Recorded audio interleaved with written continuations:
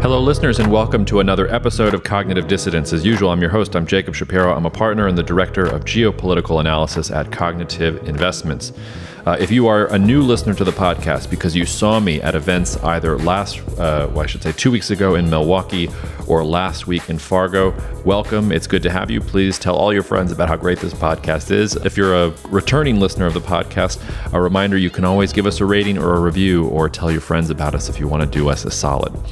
Joining me on the podcast is Sim Tack. This, I believe, is Sim's third appearance on the podcast. He's a military analyst at Force Analysis and a geo-int analyst at All Source Analysis.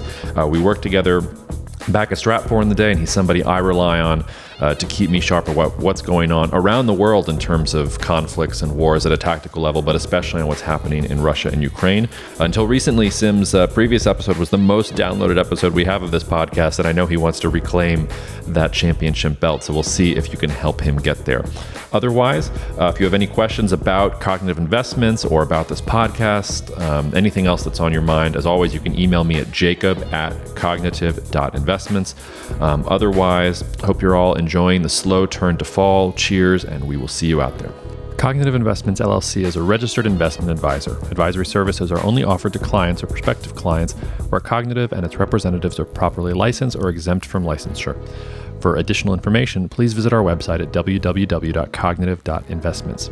The information provided is for educational and informational purposes only and does not constitute investment advice, and it should not be relied on as such. It should not be considered a solicitation to buy or an offer to sell a security. It does not take into account any investor's particular investment objectives, strategies, tax status, or investment horizon. You should consult your attorney or tax advisor. All right, back to try and reclaim his title as the most downloaded episode on the podcast. Sim Tack is here trying to mount a counteroffensive as successful as the Ukrainians, dare we say, Sim, eh? Let's hope so. I've got no illusions that it'll be quite that successful, but we'll do the best we can. Thanks for having me on again, Jake.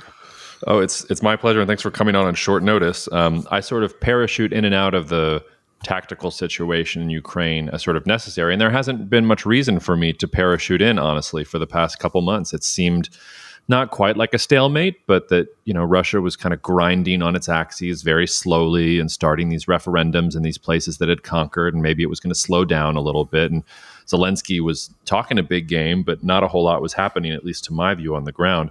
Boy, has that changed since the beginning of this week. And listeners, this will come out for you. We're recording Wednesday, September 14th. This will probably come out Sunday or Monday unless things really start amping up and we put it out early. But Sim, maybe just give our listeners a sense of what has happened in the last couple days in Ukraine and what's at stake now and here in the next couple days ahead. Yeah, so what's actually been happening, what everybody's talking about is this big offensive that the Ukrainians have managed to actually conduct in the Kharkiv region specifically. So the area that we're talking about is an area where the front line had been relatively static since about the end of March, I believe, around the time that Russia withdrew from some of the areas around Kharkiv. We had a lot of talk right before this about a possible counteroffensive shaping up in the Kherson region, all the way on the other side of the front. There's been active fighting there, but then we suddenly saw this big breakthrough in the Kharkiv region. What seems to have happened there is that Ukrainians managed to break through the initial front line that Russian forces had put in place. And as they did so, they actually managed to infiltrate quite a bit of their forces behind those lines, where they were essentially able to start harassing all of these local garrisons that Russian forces had in the smaller towns and villages behind that. So in a very short period of time, they expanded into quite a large area. The Russian forces in that area, which, from what I'm being told from people on the ground, consisted primarily of Luhansk and Donetsk separatist militants, as well as some Russian Rosgvardia forces, so the National Guard. These forces, of course, they're not as heavily armed or prepared for combat as those forces that were on the front line, and being harassed by these smaller mobile units that Ukraine was pushing everywhere. they essentially fell into chaos. They were getting imprisoned, abandoning positions, abandoning equipment. And at this point, actually, we've seen the Kremlin also confirm this through their own maps. Russia has basically ended operations in this entire area west of the Oskil River, which is a river that was about 50 to 60 kilometers away from that previous front line. So that's quite a significant area that Ukraine now controls, and we are even seeing continued fighting in some of the new frontiers between, some of the new fronts between Russian forces and the advanced Ukrainian forces. So we could even see additional gains on the Ukrainian side in coming days. So it has definitely slowed down. Yeah, it's remarkable. I mean, I think at first the Russian Ministry of Defense was trying to say this was all a planned retreat, and I guess things have gotten so bad that not even they can pretend like any of this was planned. So, I mean, that tells you just how bad it is. But it really should we think of it as a two-pronged offensive? So you mentioned they've had amazing success in the Kharkiv area, but it seems in the south is what I'm reading is like where the Ukrainians really want to push, and maybe is where most of the best Russian forces are. It's just that because the best Russian forces are there, the Ukrainian gains are not as I guess, as noteworthy, or as you know what I'm trying to say. They haven't made as many gains in the south as they have in the east. Is this a two-pronged offensive, or was it really just a one-pronged offensive out of Kharkiv? So that's a question I can't really respond to. I don't know whether it was intended as these two prongs, right? There are two different ways to look at this. It is possible that Ukraine was hyping the Kherson offensive as a way to have Russia relocate forces from other fronts towards Kherson, which they indeed did, right? There had been a buildup around Kherson on both sides of the front there. And perhaps they were able to exploit that to then conduct this offensive in the Kharkiv region. Now, that's possible, but I also think, from having observed in satellite imagery and other sources, the presence of Russian forces along these different fronts, I don't think that the Russian position was significantly weakened compared to what it was before they shifted forces towards Kherson.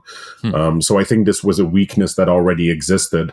And Ukrainian units are essentially drawing up their battle plans on every section of the front. Local commanders are always trying to exploit any gaps that they can identify. And I think it's very plausible that the local commander there just managed to concentrate his resources, get a good plan together, book some early success, and then essentially exploited that in the best way he could.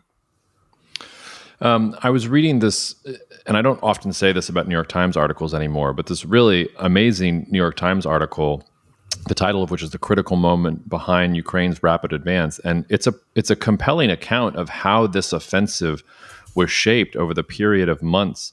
And I'll put a link in the podcast notes for the listeners. But one of the first things that the article talks about was that the Ukrainian president, Zelensky, was really the one kind of pushing this behind the scenes, that the Americans and even some of his own generals were telling him that any kind of large assault like this was going to incur a lot of casualties and fail to retake large amounts of territory.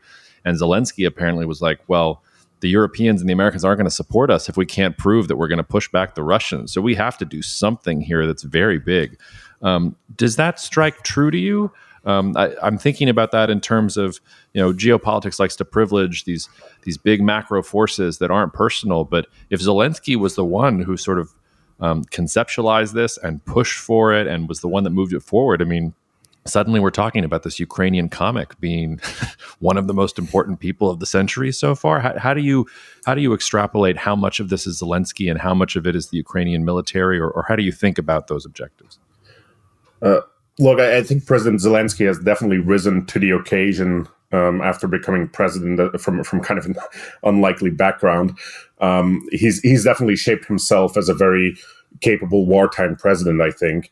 And I think it's very possible that he himself has been pushing this specific offensive. I'm not privy to any specific information that disproves that.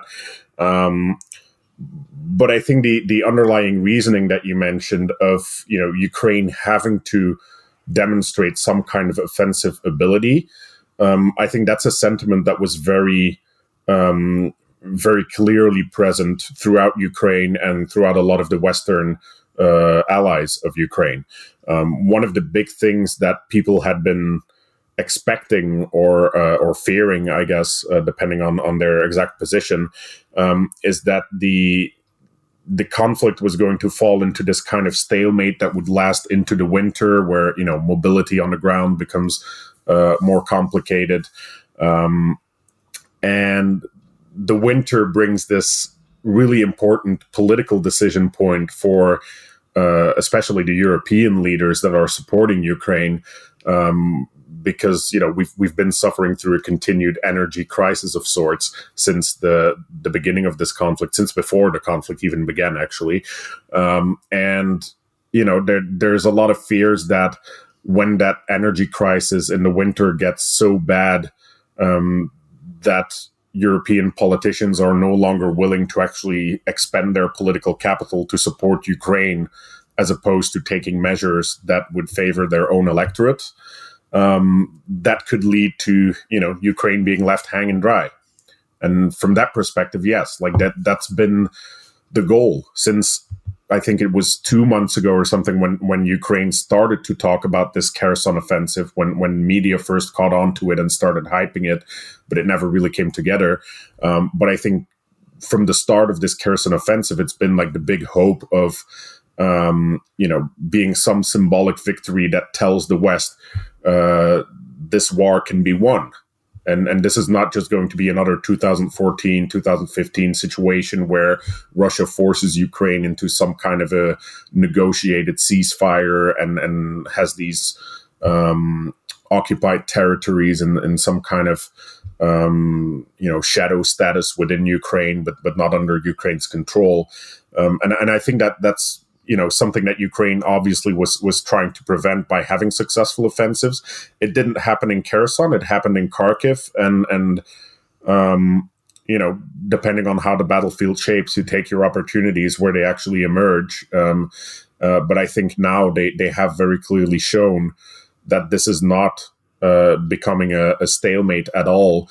The strategy that Ukraine has been sticking to, and that they've been supported in by the West through the types of weaponry that have been delivered as well, has been to force a sustained attrition on the Russian forces within Ukraine.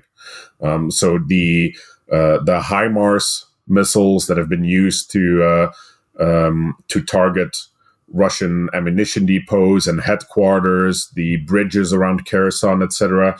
That combined with the actual fighting on the front lines, the artillery duels on the front lines themselves, all of that has contributed to a continuous weakening of Russian capabilities within Ukraine. Of course, Ukraine has suffered as well in all of this fighting.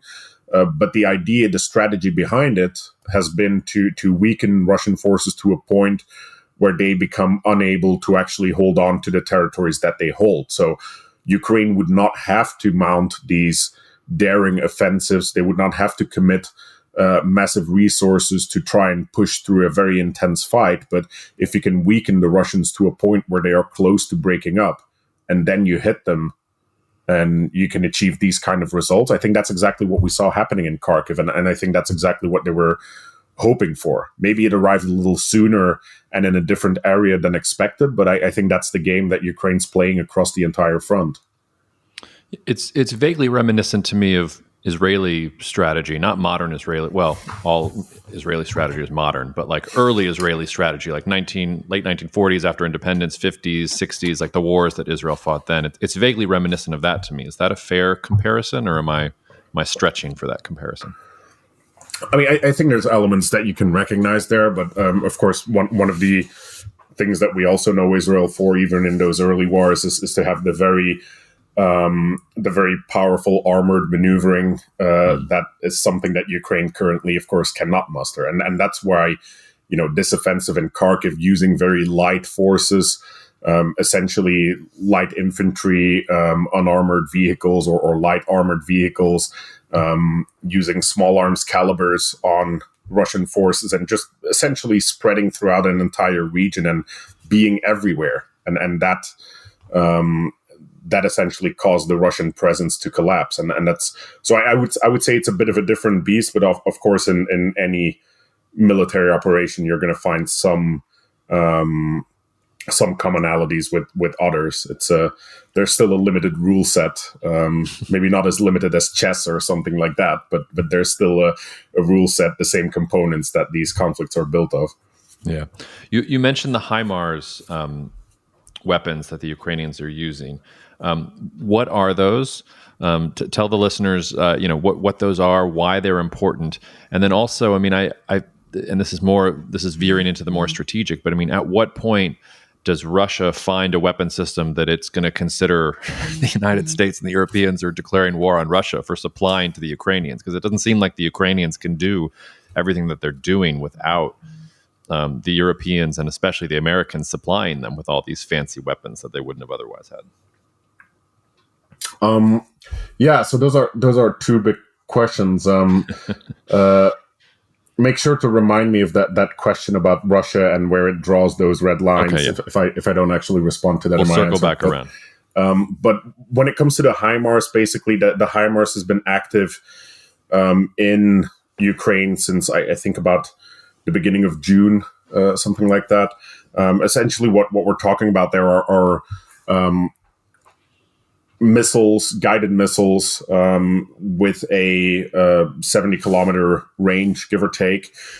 So that means they have a range that is substantially longer than most of the other weapons that exist on the battlefield. So when you're talking about the regular infantry, which tends to kind of shape the battlefield in a conflict like this, that regular infantry has a range somewhere between 20 and 40 kilometers. And so most of the fighting, most of the military equipment actively engage in the front line, we will usually see in this kind of 20-kilometer buffer around the front line itself. That means that the artillery that is within that buffer is in a position to hit anything within that buffer on the other side of the front line, right? And that's how the game works. The Ukrainian artillery tries to take out the Russian artillery and vice versa, and whatever other targets they can hit. But behind that kind of frontline area is where all of your critical logistics, your headquarters, etc., are located. And when we're investigating satellite imagery, we typically see those headquarters positions at least about 30 kilometers from the front line. So even if you had your regular artillery all the way on the front line, you'd already be in a tough spot to try and accurately hit it. So that's where these HIMARS come in. With a range of 70 kilometers, they can be located in a safe area outside of that frontline buffer zone and fire all the way across it into the area behind that frontline buffer on the Russian side. And that's where you essentially get a weapon with almost impunity that can fire off these really accurate strikes on high-value targets. And of course, we've seen Ukraine conduct a campaign on high-value targets, focusing specifically on ammunition depots. Initially, they were striking headquarters position, army-level headquarters, so the ones that would be in control of large sections of the front. And then more recently in Kherson, we've also seen the HIMARS used to sabotage the bridges across the Dnieper River, as well as the ferries that the Russians have then put in place to replace those bridges. So they've been able to use those to really effectively disrupt Russian logistics and access to certain front lines, as well as disrupt command and control when they strike those headquarters. And I think that's had a very notable effect on the Russian capabilities. We're also seeing Russian logistics change their actual practices in the field. Instead of setting up these big depots, they'd find some hangars in an industrial area, and they would Essentially, the upper echelons, like the division or the brigade level, they would bring ammunition down, store it in those hangars, and then the lower echelons on the front line, the battalions, they would drive up to the depots and come and get their ammo there, right? Like have like a push and pull system with a bit of a reserve, right? You'd always have a little spare in that location. So if one of those directions gets cut off temporarily, you still have some reserve in those hangars. Because of those effective HIMARS strikes, that system doesn't really work anymore for Russia. So instead, what we're now seeing is that the trucks from the upper echelons have to meet the trucks from these lower echelons, and they're essentially just loading ammunition straight from one truck into another truck, taking it the rest of the way, which means there's no reserve, there's no buffer in capacity along the way. So essentially, Russian artillery on the front line is running on what I guess you could describe as a just-in-time logistics system. So that means that the Russians have a lot less leeway in how they are running their logistics, how they are supplying their front line. And that, of course, limits their tempo of operations and everything. So yeah, that I think a lot of that is the result of those weapon systems like the HIMARS. And if the West were to stop supplying Ukraine with those kind of weapons, I think we could easily see things start to slowly turn around again, where Russia manages to regain control of some of those logistics capabilities and get its effort back on track. Yeah. All right. Well, let's bookmark that question for a second. And before we turn to some of those other questions, so if I take what Zelensky says a lot more seriously now, because apparently he wasn't just talking a big game. Like he followed through on a lot of what he said. And in his recent speeches, especially the one on Ukrainian Independence Day, whatever that was at the end of August, he said that Ukraine would not just be satisfied with taking back what Russia's taken this year. He said he wants Crimea and he wants the rest of the Donbass. And this offensive to me has I'm taking that assertion a little bit more seriously. What is Ukraine's strategy here going forward? Do you think it's realistic that they can expel the Russians from everything that they conquered this year? Do you think it's realistic that they can go after Crimea and the rest of the Donbass? Or do you think that Ukraine has sort of done what it was supposed to do? It's shown that it's capable of offensive operations, and it will take a breather here based on what you're seeing. I don't think there's any space for breathers on the Ukrainian side at this point. And I can tell you that even though things have gone very well in Kharkiv, I know for a fact that a lot of people working in areas like Kherson, Donetsk, Zaporizhia, all the other fronts, essentially, they are working very hard to try and achieve the same results. I don't think there's going to be any sleep in Ukraine until the Russian military actually does withdraw. And that is something that in the end has become kind of an existential issue for Ukraine, where if, with the weakness that Russia has shown in this invasion, if they are unable to ultimately punish Russia and ward off this offensive in the most ultimate manner that you can think of, meaning all the way back to the Russian border, I think that means that Ukraine would essentially have to admit that they will never, ever get from under Russia's hegemony. Well, that turns to... I heard Marco Papic, who's a friend of this podcast. Were you at Stratfor when Marco was around, or had he left before you got there? I can't remember. I've known about Marco. I don't think I shared time with him, though. You've never had the pleasure. Well, I was listening to him talk the other day, and he was talking about how he thought he was thinking about the European energy sanctions on Russia, and talking about how Russia might capitulate because they need the European market, but also talking about how Europe might capitulate because once the winter comes, it's not going to want to have record high gas prices or shortages or energy rationing, all these other things.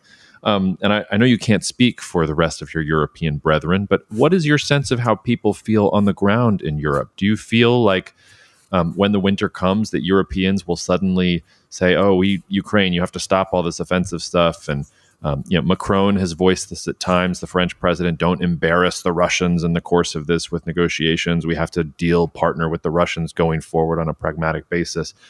Is that how Europeans feel? My impression was that the Europeans have sort of the veil has been lifted on Russia, and that there's no trusting Russia anymore, and that a lot of the population supports the energy sanctions. I think there was a May Eurobarometer poll that said it was something like, I can't remember, 69% or 79%, but some massive majority of Europeans seem to be in favor of the energy sanctions. So I just wonder, from a personal perspective or from the people you're having beers with, or anything else, however you want to answer that question, how is European sentiment about the Ukrainians, and was it changed at all by the success out of this thing in Kharkiv? I think you're absolutely right that a lot of Europeans do support the general approach to, supporting Ukraine, having the energy sanctions against Russia. Of course, right now is an easy time to talk about that kind of stuff because we've just gone through 3 months of summer and massive amounts of heat waves across Europe. So this is a time when, even though people are still complaining about energy prices, even during the summer, we've had to deal with high electricity prices, for example, and people are really afraid of what the winter is going to do with their personal budgets. I've been buying thermal underwear. People are preparing for winter because it's. I was going to say it's coming. Sorry. You can totally. I'm watching the House of the Dragon too. Where do Europeans buy their thermal underwear? What's the top thermal underwear brand in Europe? So I actually just went online shopping. I don't actually even remember the exact brand it is. Okay.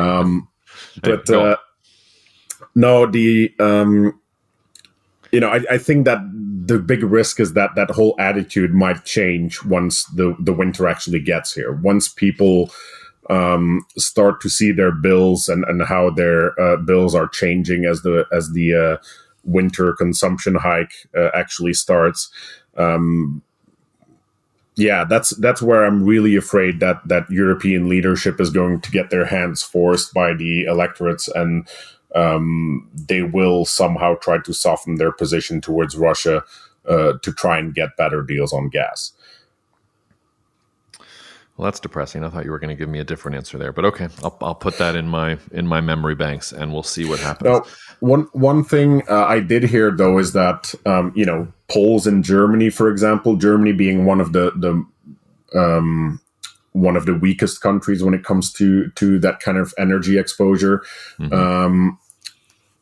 Germans, allegedly 70% of them say that they would gladly accept higher energy prices in order to support Ukraine.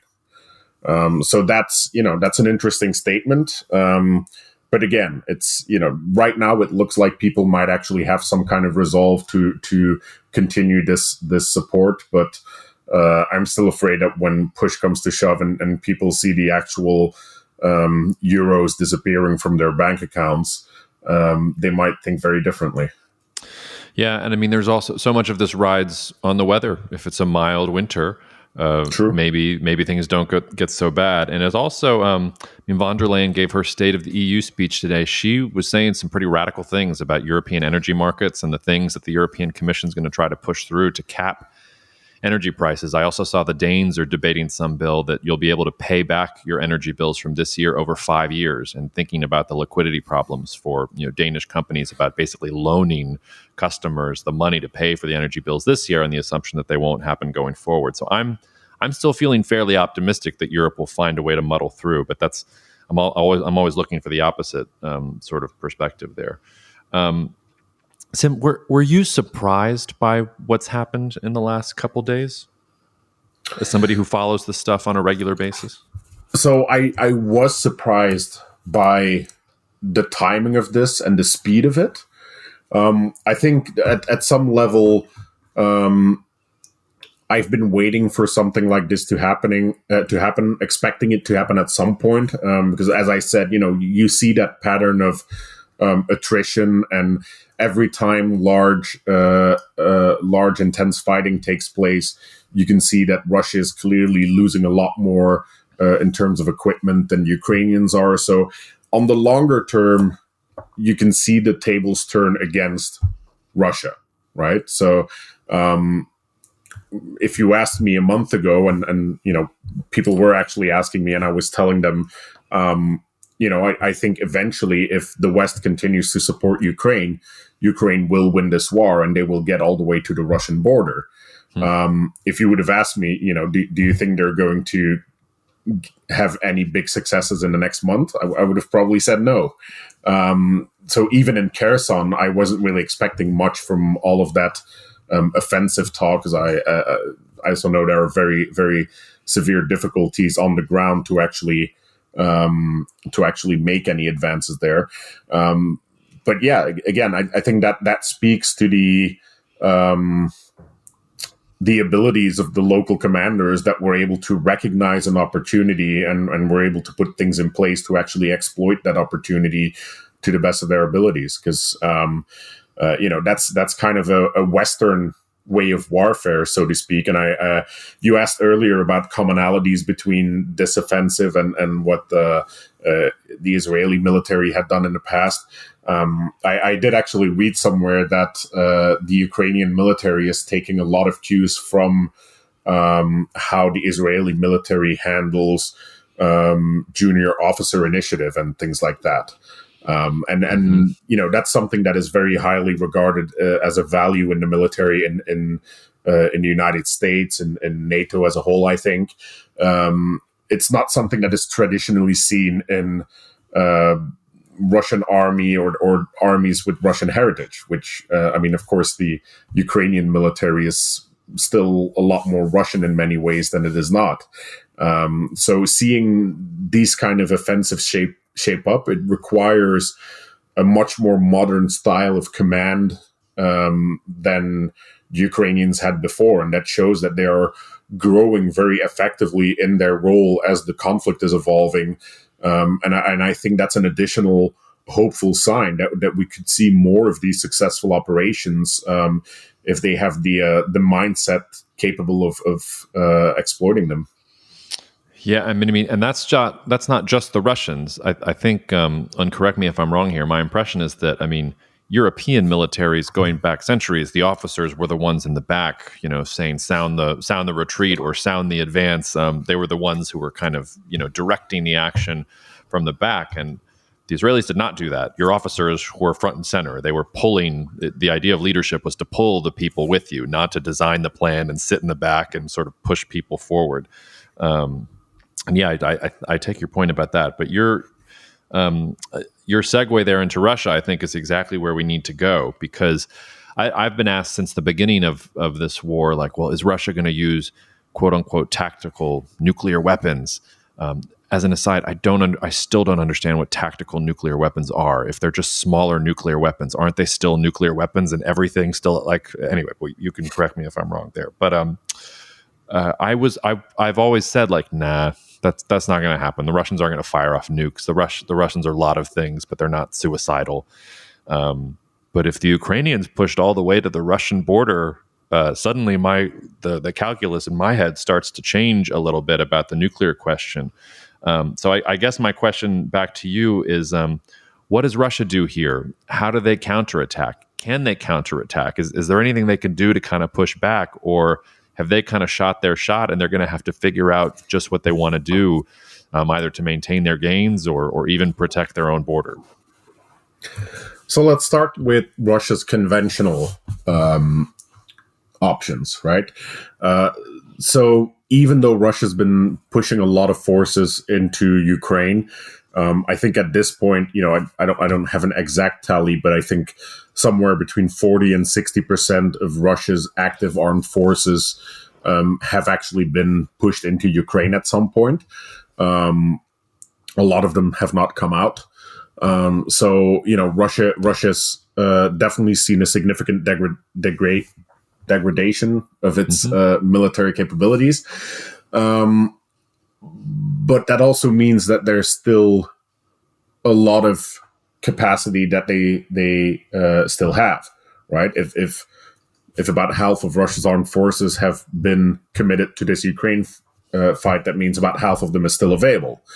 Now, the only limiter that exists on how much of that remaining force Russia can actually commit to Ukraine is based on what Russia perceives as necessary to guarantee other objectives. And those other objectives, those would consist from things like guaranteeing a deterrent towards NATO, depending on how likely they might see the chance that there will be an engagement with NATO in other theaters. It includes the conduct of operations in places like Syria, Libya, other places where Russia is currently engaged. Armenia? Armenia, definitely a very big one, yes. And then as a final one, I would also say the ability to simply intervene within the post-Soviet space if anything similar to, for example, Kazakhstan last year happens. Because, of course, you need to have some kind of sustainable military force to be able to actually rapidly deploy part of it to go in there. So when you add up all of those things, you don't really get an obvious number in terms of this is how many forces Russia can still send to Ukraine. The reality is the more they send into Ukraine, the less prepared they will be for all of those other objectives. So Russian government needs to kind of balance those different potential scenarios against each other. Maybe if they believe they might not see a crisis in Central Asia in the next few years, they might be comfortable with sending additional forces into Ukraine. So we could still see that. So far, we haven't seen big new formations being mobilized in the most recent past. I think the last time we saw that was during the shift of forces towards Kherson a month or 2 months ago, around that time frame. The other option, of course, is going beyond those actual active armed forces and starting to look at reserves.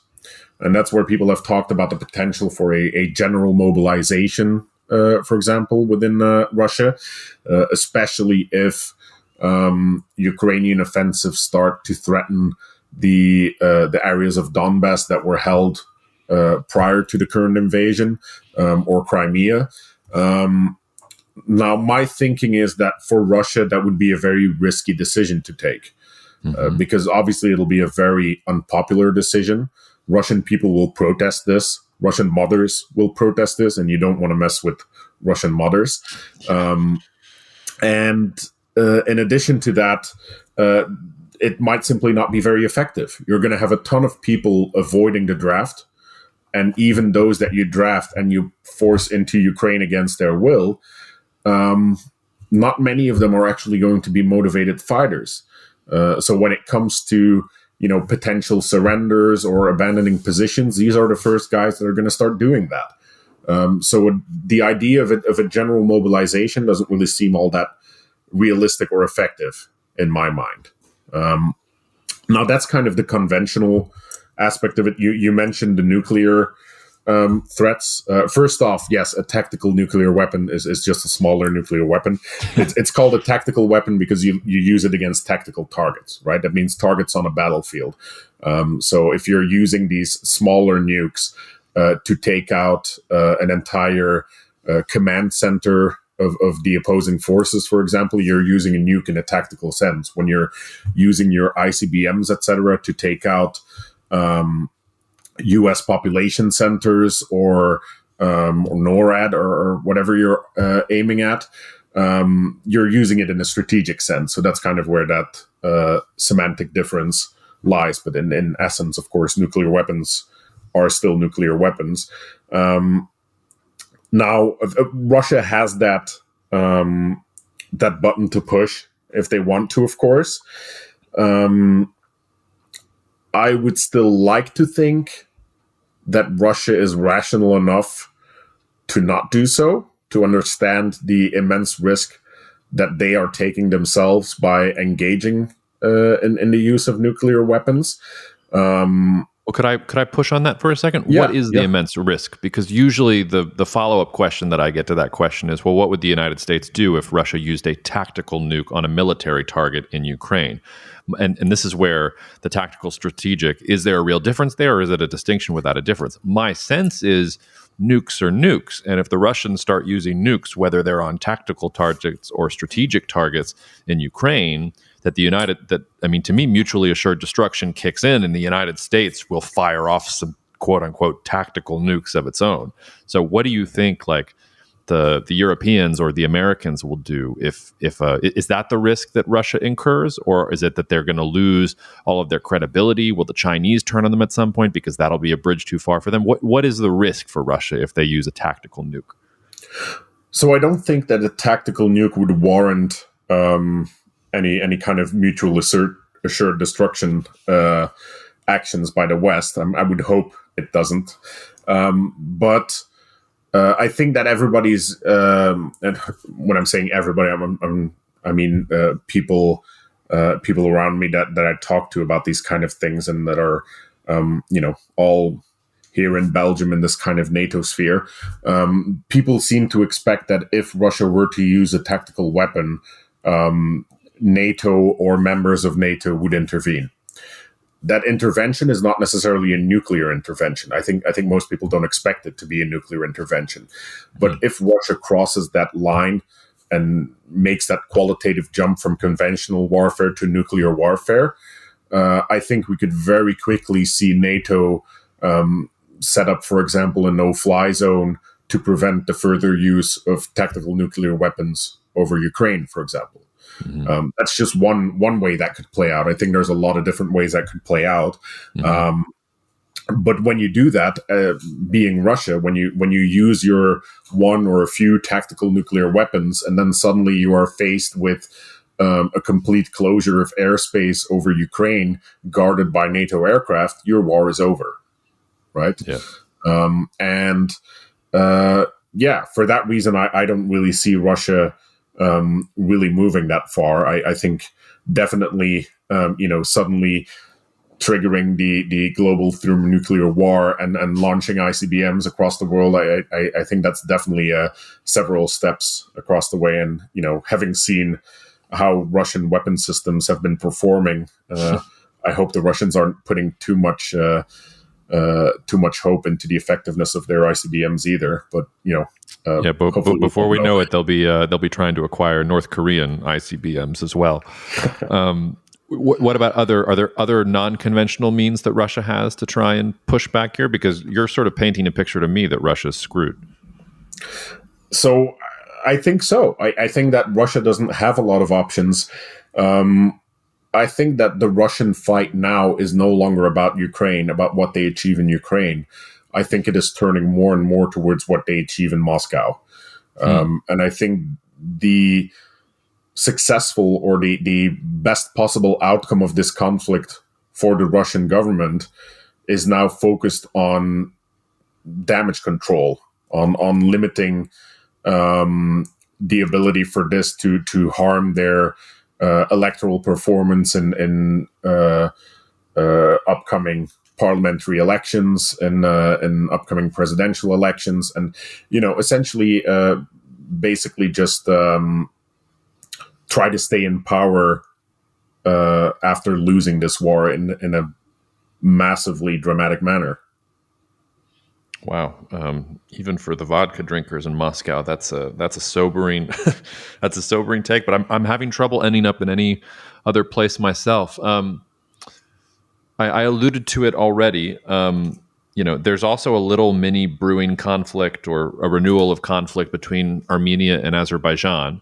And I wanted to ask you specifically about whether we're gearing up for another mini Armenia-Azerbaijan war specifically, but then also, what does Russia's defeat mean? You've already kind of alluded to it, that it means Russia's going to be weak along all of these frontiers where it has military interests. But it seems to me that even in defeat, Russia's capability to intervene is significantly reduced. So what does that mean for, say, China in Central Asia? Or, Russia runs around the Middle East or even parts of sub-Saharan Africa.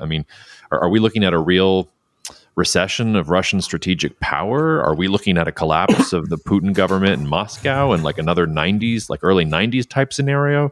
Will the Chechens rise up again and take things back? I mean, just talk me through what you think the implications of a Russian defeat are and what we should be looking for if that emerges. Yeah, that's a very good question. Allow me, though, to just quickly jump back to the last question you asked, because I think there is something I should clarify, and that could provide some other answers to your question.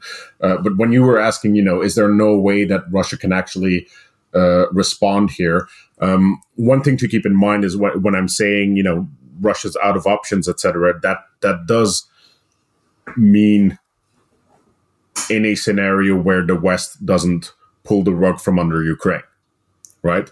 And that, of course, also automatically leads to a potential response for Russia. And I think that's what we have seen Russia try by using its energy levers and things like that. If Russia manages to drive a wedge between Ukraine and the West, if they manage to weaken the West's resolve to support Ukraine, yes, we could be talking about a very different story. Right. I don't see an effective way for Russia to do that. I think having used its energy lever, it has kind of, fired its last bullet without really hitting anything. But we'll see. Things might change this winter. We'll see how that plays out. Now, to your question about what that means, a losing Russia, what that means for the future. It's actually kind of interesting because this is something that I've been thinking about for a long time, even before this war happened. Because I've been talking about the gradual decline of Russia for a while now, right? Even before this conflict, Russia has been dealing with severe economic crises, demographic crises. They have been facing a reducing production level in their energy market. So like the oil production, gas production, they're all set to go down over time. The government budgets are going to go down as a result of that. Eventually, Russia is going to be much less than it is today, right? Even without this conflict. So what does that mean, a weaker Russia or a less capable Russia? I think that it leads to an emergence of middle powers, essentially. And I think, if we're thinking of this in a time frame of, 2, 3 or more decades in the future, we could be seeing some other significant evolutions in the other power centers that currently exist. What is going to happen with the Chinese economy in that timeline? Are they going to be the same power that they are today? What is going to happen with Europe, which is already shown a lot of cracks and a lot of inability to actually make their power count on a global scale. And then we've seen the U.S. prior to this conflict, trying to pull itself out of the Middle East, then re-engaging in great power politics and, trying to find a different way to behave on the international stage. So I'm wondering within all of this, whether at some point we are heading towards a global system that is less defined by these global superpowers. So superpowers that are acting globally, but becomes more defined by regional powers that will define geopolitics within their immediate vicinity, right? So, for example, rather than having Russia, China, and the US compete for influence in the Middle East and try to arrange things, instead, we might see countries like Turkey, Iran, and Saudi Arabia become the real kingmakers in those areas. And I think Eastern Europe, of course, where we're talking about Ukraine now, the rise of countries like Poland, Ukraine, the Visegrad Group, whatever entities take up the role to organize power in a power vacuum. I think that's the kind of situation we could get to if Russia is no longer able to really control the areas around it. And I mean, that's on the span of decades. But if we reduced our horizon to say 5 years, what do you think happens over the next 5 years as a result of a Russian defeat? Is it anything in particular, or do you think Russia kind of licks its wounds and manages to hold it together on that time scenario? Well, that depends on how chaotic things might get in Russia, right? Because you were also asking about whether this leads to a collapse of the current government. I don't see that happening so fast.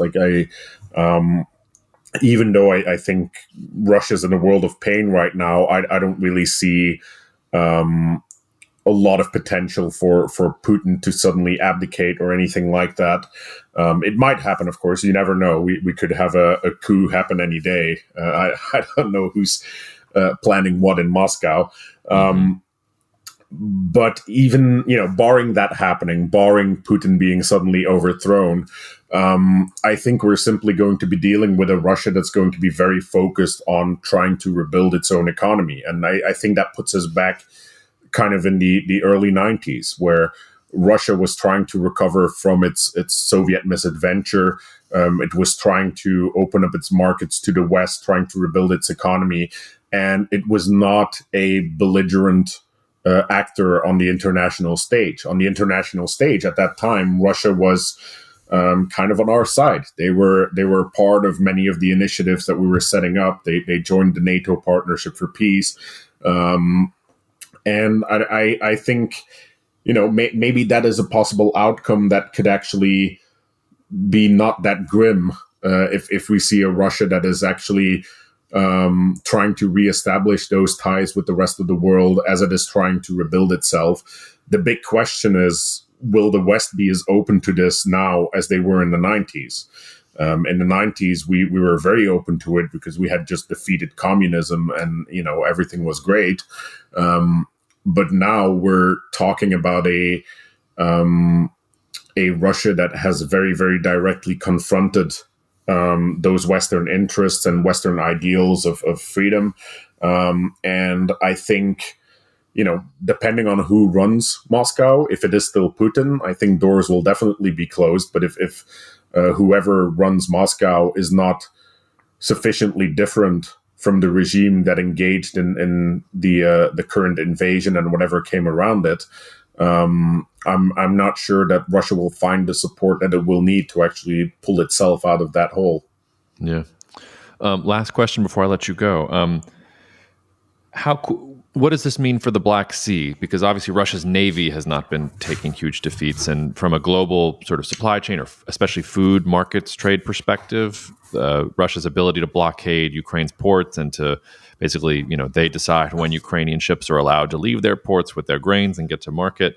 At what point can Ukraine start exporting food again like normal? If Russia loses its land positions, for instance, does that mean its naval position is untenable? Could that mean that other countries are willing to screw around with the Russians in the Black Sea and defend naval convoys in a particular way? How long do you think the Black Sea remains a place of the kind of volatility, uncertainty that it is right now? Well, I think realistically, until there is a ceasefire, an official end to this conflict, there is going to be that risk. The only way to physically force Russia to no longer be a threat in the Black Sea is the reconquest of Crimea, kicking the Black Sea fleet out of Sevastopol or destroying as much of it while it is still there. Who knows? But the reality is, as long as that Black Sea fleet exists and operates in the Black Sea, there is going to be a risk, and there is going to have to be some kind of coordination with Russia in order to be able to use those waters safely. I think we're still far away from either of those things happening, whether it's the conquest of Crimea or whether it's having some kind of a ceasefire. So I think for the time being, this reality will persist, and Ukraine's trade, even though it has been able to pick up somewhat through the negotiated agreement and the convoys that are happening in the Black Sea, some Ukrainian grain is actually making it to the outside world. Even though that's happening, I don't think there's a potential for that situation to change in a positive way, much beyond what it has already. Yeah. Anything I should have asked you that I didn't? Anything I'm missing, or anything you want to put in the listeners' minds before you hopefully come back and update us on what's happening in a couple months? Yeah. Well, let me say I hope I'm back to update sooner rather than later. It would be great if Ukraine can keep this going. But of course, as we also alluded to, the winter will be arriving shortly in Ukraine, and things might get very calm again. And for at least several months, this might become more of a political battle than a military one. Well, Sim, thank you for spending some time to help us make sense of it. And I also hope that you're back sooner than later as we discuss what the Ukrainian forces are going to be doing here over the next few weeks. So cheers, man. Thanks so much. Thank you, Jacob. Thank you so much for listening to the Cognitive Dissidence podcast, brought to you by Cognitive Investments. If you are interested in learning more about cognitive investments, you can check us out online at cognitive.investments. That's cognitive.investments. You can also write to me directly if you want at jacob@cognitive.investments. Cheers, and we'll see you out there. The views expressed in this commentary are subject to change based on market and other conditions. This podcast may contain certain statements that may be deemed forward-looking statements. Please note that any such statements are not guarantees of any future performance, and actual results or developments may differ materially from those projected. Any projections, market outlooks, or estimates are based upon certain assumptions and should not be construed as indicative of actual events that will occur.